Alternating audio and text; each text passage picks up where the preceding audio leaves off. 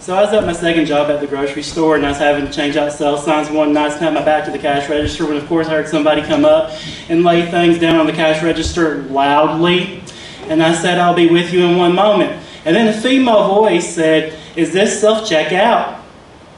So I said, "No, ma'am. It is late-stage capitalism, and the man's working me like a slave." And then as I changed out the last sales sign and turned around, I came face to face with an elderly black woman, looking at me like, "Really?" Another time, my friend Andrea's dad lives in Georgia, and he was in this mysterious accident where he was shot in the back of the head with a crossbow. So Andrea had to go to Georgia while me and another friend took her husband food. While we were there, we were talking to her husband, and he posited the idea that it might have been suicide. And then his son was crying. He had to go take care of his son.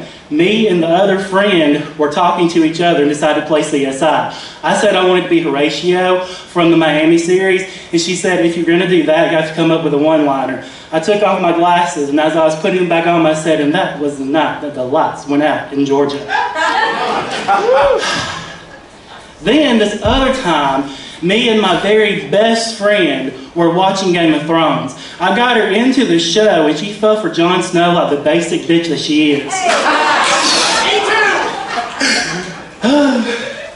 What I did not tell her was in season 5, Jon Snow died. Spoiler, sorry.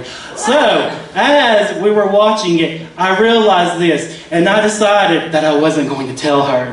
On the night that we watched the season 5 finale, I turned away from the TV screen and started watching her, the real show. And she began to get nervous. It's like, "What's wrong with you?" And I said, "Just watch the TV." She did not disappoint, guys. She screamed, she cried, she called me all sorts of names that I'm not going to repeat here. And then, as the credits began to roll and she began to cry in earnest, I said, "Oh, hon, it's my bedtime. You got to go."